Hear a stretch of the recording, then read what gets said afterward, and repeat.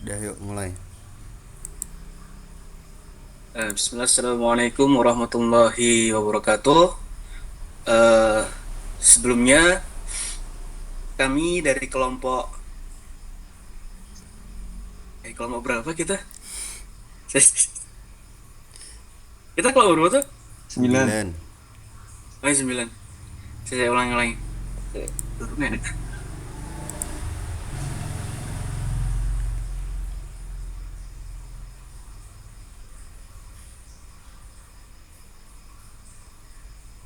Ulangi ya. Udah di record. Udah. Udah. Assalamualaikum warahmatullahi wabarakatuh. Selamat pagi, siang, sore, dan malam. Sebelumnya perkenalkan, kami dari kelompok 9 izin mempresentasikan hasil diskusi yang telah kami kerjakan sebelumnya, yakni mengenai uh, pemetaan bathymetri menggunakan echo sounder dan sonar. Nah, baik, mungkin sebelumnya perkenalkan saya Novarian Danu dengan NIM belakang 3062, juga dengan teman-teman saya.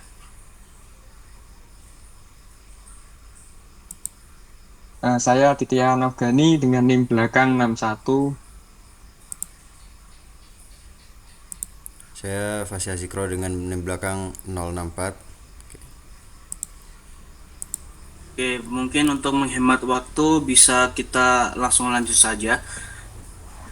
Baik, eh sebelum kita ke topik selanjutnya, ada baiknya kita mengenal dulu mengenai survei hidrografi. Sebenarnya apa itu survei hidrografi? Jadi survei hidrografi itu merupakan kegiatan pengukuran dan pemetaan kondisi perairan yang meliputi kedalaman laut, bentuk dasar perairan, pasang surut, arus, serta unsur fisik lainnya. Nah, tujuan dari adanya survei hidrografi ini adalah untuk menghasilkan peta laut yang digunakan dalam navigasi, pembangunan pelabuhan, reklamasi, juga pengelolaan wilayah pesisir. Nah, kemudian kita membahas masalah echo sounder juga sonar. Untuk echo sounder sendiri merupakan alat survei hidrografi yang digunakan untuk mengukur kedalaman perairan dengan memanfaatkan waktu tempuh gelombang suara dari transducer ke dasar perairan dan kembali sebagai pantulannya. Ya, ini prinsipnya pakai efek Doppler ya. Kemudian untuk sonar, yakni merupakan sistem akustik bawah air yang digunakan untuk mendeteksi, memetakan, dan mengidentifikasi objek di kolom air maupun dasar laut. Seperti itu. Nah, kemudian untuk prinsip kerja, echo sounder sendiri juga sonar bekerja dengan memancarkan gelombang suara di transducer ke dalam air. Kemudian gelombang tersebut dipantulkan oleh dasar laut atau objek, kemudian diterima kembali oleh transducer. Nah, kedalamannya nanti dihitung berdasarkan dengan waktu tempuh sinyal, juga kecepatan rambat suara dalam air. Nah, di mana kita akan mendapatkan kedalaman perairan dengan kecepatan suara yang ada di air, kita kalikan dengan waktu tempuh gelombang, kemudian kita bagi dengan 2. Karena ya, dari T di sini merupakan waktu tempuh gelombang pulang pergi. Maka dari itu kita akan bagi 2. Nanti buat sekali aja gitu, buat mengetahui kedalaman yang sebenarnya. Mungkin lanjut aja, Mas. Nah, kemudian kita bahas masalah bagian-bagian dalam echo sounder. Nah, di sini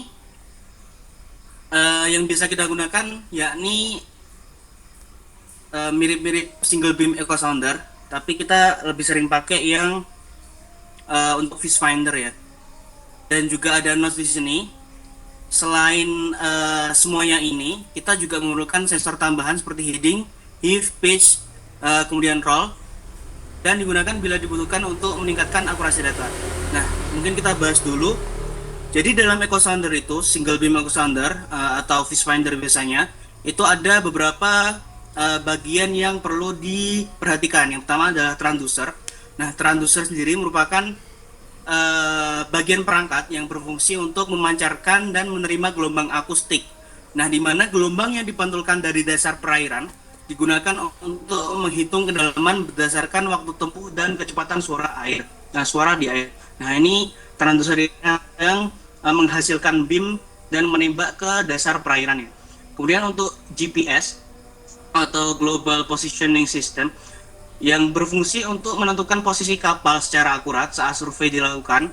Nah, data koordinat dari GPS ini digunakan untuk mengaitkan posisi horizontal dengan data kedalaman yang diperoleh di SPS. Jadi, karena kita akan mengambil data secara real time, kita gunakan juga GPS, yang mana nanti saat kita mengambil data itu langsung kita hubungkan dengan satelit secara real time gitu.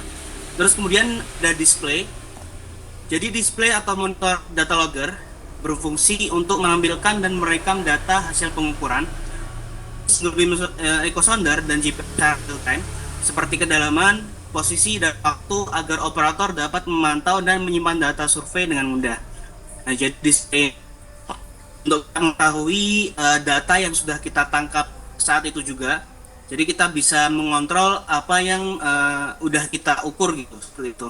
Nah, ada juga yang ia itu berfungsi sebagai sumber daya listrik di seluruh bagian-bagian perangkat yang kita hubungkan sebelumnya. Nah, kemudian mungkin itu saja untuk bagian-bagian echo sounder. Selanjutnya itu apa yang harus kita siapkan untuk apabila kita akan melakukan survei. Yang pertama tuh mengenai persiapan survei sendiri. Untuk persiapan survei ini itu bisa meliputi pemasangan dan perakitan peralatan. Terus ada konfigurasi sistem komputer, penyediaan alat keselamatan dan komunikasi serta kalibrasi echo sounder. Nah, selain itu dilakukan koreksi kecepatan suara atau sound speed. Terus ada settlement dan squad serta sinkronisasi waktu antara pemeruman, posisi, dan pengamatan pasut. Yang selanjutnya itu mengenai pemasangan transducer ini. Untuk pemasangan transducer ini tuh sesuai kondisi di lapangan bisa di bawah lambung kapal samping kanan kiri. Nah, untuk bagian kapal yang aman yang harus dipasang transducer itu dari terhindar dari turbulensi dan gelembung udara yang umumnya bisa di belakang haluan sekitar setengah hingga 2/3 panjang kapal. Pemasangan harus menghindari sumber kebisingan mekanis, menggunakan penyangga yang kokoh, serta memastikan posisi transducer tetap stabil dan mendatar. Seperti yang ada di gambar ini itu, transducer dipasang di bawah lambung kapal yang bisa dilihat dari transducer fixing bolt, terus ada pull rope antara panjang jarak antara lambung kapal ke transducer, terus ada yang permukaan airnya seperti itulah, terus ada perahu survei dan ada GPS. Selanjutnya mengenai sistem setup sendiri itu ada beberapa yang kita perlu perhatikan. Bisa meliputi pengaturan sistem koordinat dan datum, terus ada input convert offset sensor, konfigurasi parameter echo sounder, serta integrasi GNS dan sensor pendukung. Nah, dari tahap ini itu penting untuk memastikan seluruh data terekam secara konsisten dan akurat. Untuk sistem setupnya bisa dilihat di bawah, ada ECU, terus ada HPR sensor, terus ada transducer yang akan saling menghubungkan antara 3 dan lain perangkat yang ada di monitor itu.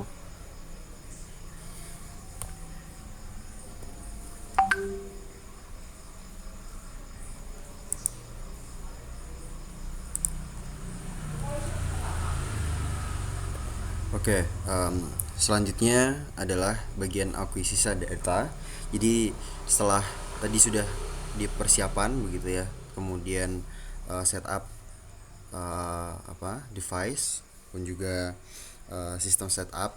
Jadi semua sistem sudah dipastikan berjalan dengan baik. Kemudian yang dilaksanakan adalah akuisisi data.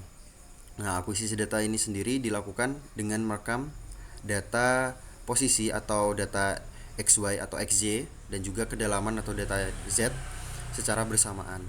Di mana untuk data posisi diambil dengan menggunakan GNSS ataupun GPS dan kedalaman diukur dengan menggunakan gelombang akustik menggunakan device transducer seperti itu ataupun echo sounder. Kemudian selama survei, kualitas data itu dipantau secara real time untuk mendeteksi noise, shoal atau kesalahan pengukuran, dan seluruh data mentah disimpan untuk proses lanjutan. Nah, di dalam akuisisi data sendiri itu ada beberapa hal yang perlu diperhatikan juga, di mana menurut standar IHO atau International Ocean Hydrographic Organization, jadi itu ada standar dari akuisisi data bathymetry, di mana terdapat kelas-kelas dan juga spesifikasi data yang nanti akan diambil seperti itu. Itu pun juga harus diperhatikan, seperti coverage dari area swab, kemudian juga ketelitian dari datanya dan juga errornya seperti itu. Itu sudah diatur di dalam standar yang diberlakukan oleh IHO. Pun juga di Indonesia kita memiliki standar nasional Indonesia untuk survei bathymetry seperti itu. Nah, kemudian setelah dilaksanakannya pengambilan data ataupun akuisisi data, tentu saja akan dilaksanakan koreksi dan juga validasi. Koreksi dan validasi ini muncul karena pada saat pengukuran kemungkinan posisi kapal ataupun posisi sensor itu tidak pada titik 0 meter seperti ataupun di MSL. Nah, sehingga perlu dikoreksi karena kemungkinan pada saat melaksanakan akuisisi data itu bisa jadi posisi elevasi air pada saat pasang ataupun surut, sehingga perlu dikoreksi. Nah, jadi ini untuk penjelasannya ya. Jadi data hasil pemeroman itu nanti akan dikoreksi terhadap kecepatan suara yang pertama itu karena untuk gelombang suara itu akan berbeda kecepatannya pada kondisi yang berbeda pula, sehingga perlu dikoreksi dengan adanya survei awal gitu ya. Kemudian dikoreksi juga dengan data pasut. Nah, selanjutnya akan dilaksanakan filtering untuk menghilangkan noise dan juga spike, serta validasi data untuk memastikan hasil survei itu betul-betul memenuhi standar yang sudah saya sebutkan tadi. Untuk di Indonesia kita memiliki SNI, pun juga dari standar internasional yang dikeluarkan oleh IHO seperti itu. Nah, untuk koreksinya sendiri kurang lebih seperti yang ada di gambar gitu ya, dimana DI atau kedalaman terhadap CD itu adalah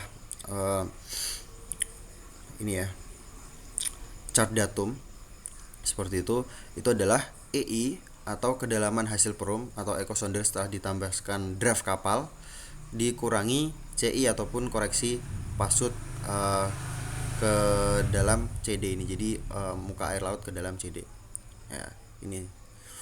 Nah, kemudian seperti ini ya. Untuk CI sendiri ini juga ada rumusnya dan di sini ada keterangannya. Itu mungkin seperti itu kawan-kawan sekalian ataupun pemirsa. Jadi itu saja dari kelompok 9 yang bisa kami bagikan terkait echo sounder jenis sonar. Mohon maaf apabila mungkin banyak informasi yang belum tersampaikan dengan baik ataupun juga dalam penyampaian kami kurang jelas seperti itu. Tapi mungkin itu saja yang bisa kami sampaikan. Kurang lebihnya mohon maaf. Wassalamualaikum warahmatullahi wabarakatuh. Terima kasih teman-teman sekalian.